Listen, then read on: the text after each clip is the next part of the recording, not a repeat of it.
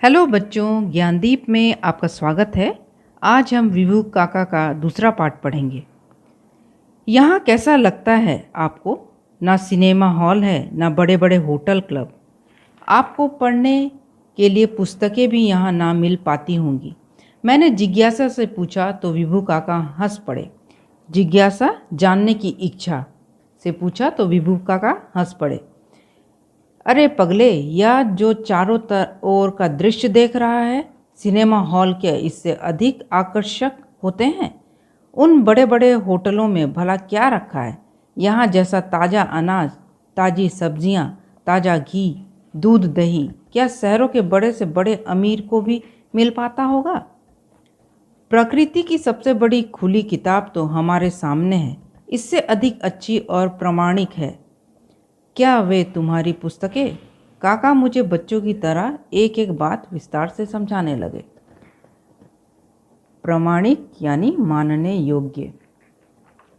विजय काका से बोलता है, यहाँ तो ना तो सिनेमा हॉल है, ना बड़े बड़े होटल हैं, ना पढ़ने के लिए पुस्तकें हैं, और फिर भी आपको यहाँ अच्छा लगता है।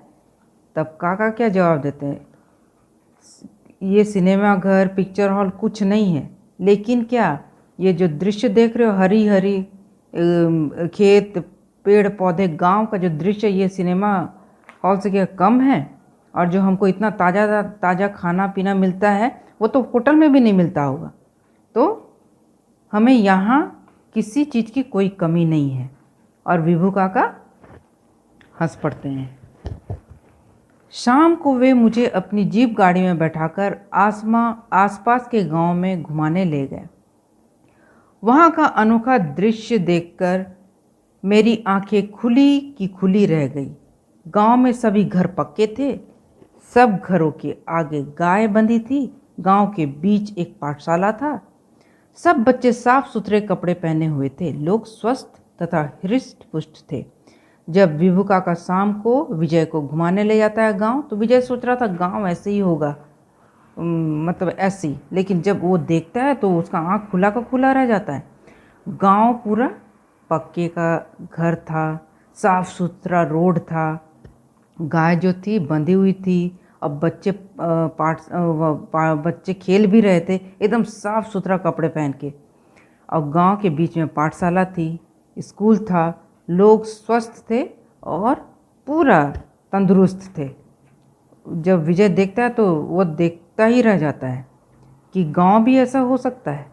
अगर हम इच्छा करें तो हम किस चीज़ को बदल नहीं सकते, हम सब चीज़ बदल सकते हैं। मैंने पूरे भारत का भ्रमण किया है, पर ऐसा गांव मैंने कहीं नहीं देखा।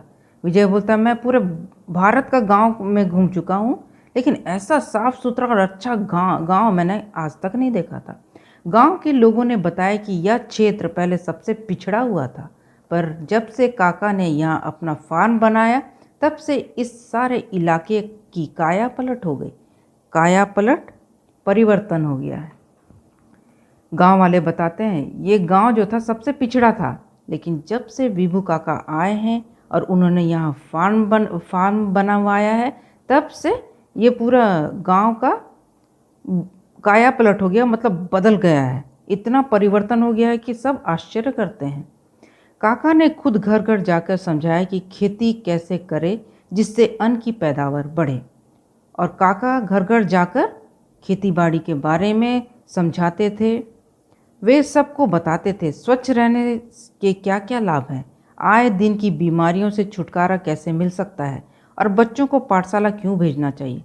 और काका गांव गांव जाकर हर एक घर में पैदावार कैसे बढ़ाई जाए, स्वच्छ रहने के क्या लाभ होते हैं, साफ सफाई से क्या फ़ायदा होता है, और बच्चों को अगर हम पाठशाला भेजें तो क्या फ़ायदा होता है, ये सब बताते थे। और हर एक व्यक्ति इससे प्रभावित होकर वो हर काम करता था जो विभू काका करना चाहते थे।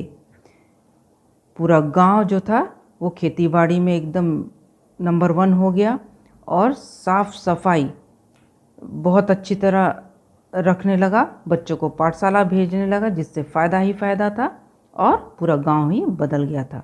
देश विदेश में रहकर काका ने खेती के संबंध में जो भी ज्ञान प्राप्त किया, उसका लाभ उन्होंने घर घर गांव-गांव जाकर पहुंचाया। अब काका के प्रयास से पूरा का पूरा क्षेत्र ही आदर्श हो गया था। यहाँ पे प्रयास, कोशिश, आदर्श, प्रेरणा देने वाला। विभू काका आदमी नहीं देवता है, गांव-गांव के घर घर के लोग अक्सर दोहराते रहते। देश विदेश में रहकर जो विभू काका ने ज्ञान प्राप्त किया था, वे अपने देश में आकर गांव में रहकर हर एक लोगों को बतलाकर विभू काका ने गांव का ही रुख बदल दिया था। जब मैं उनके गांव से लौटने लगा तो काका स्वयं मुझे दूर तक छोड़ने आए। बोले, तुम लोग भी यहीं क्यों नहीं आ जाते? अपने लिए तो सब जीते हैं, पर दूसरों के लिए जीने का सुख कुछ और ही होता है।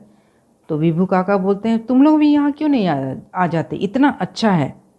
अपने लिए तो सब जीते हैं, दूसरों के लिए जियो तो वही जीवन है। काका के चेहरे पर स्नेह ही नहीं, एक अनोखी चमक भी दिखाई दे रही थी। काका के दिल में सबके प्रति स्नेह था और एक चमक था, क्योंकि वे दूसरों के लिए कुछ कर रहे थे और उससे उनको खुशी मिल रही थी। मुझे लग रहा था काका आदमी नहीं देवता है, और विजय को लगा कि ये काका आदमी नहीं है, देवता है, जो दूसरों के लिए जी रहे हैं और दूसरों की खुशी में अपनी खुशी को खोज रहे हैं। जो व्यक्ति दूसरों के लिए जीता है वह आदमी के रूप में देवता ही होता है। और इस प्रकार विभू काका विदेश में शिक्षा प्राप्त करते हुए भी अपने देश में आकर अपने देश के लोगों के लिए अपना जीवन समर्पित कर दिए थे। दूसरों की खुशी में ही वे अपने खुशी को खोजते थे और उन्हें इसी में बहुत प्रसन्नता मिलती थी। तो बच्चों, ये चैप्टर यही समाप्त होता है। नेक्स्ट हम क्वेश्चन आंसर के साथ आपसे फिर से मिलेंगे। Thank you.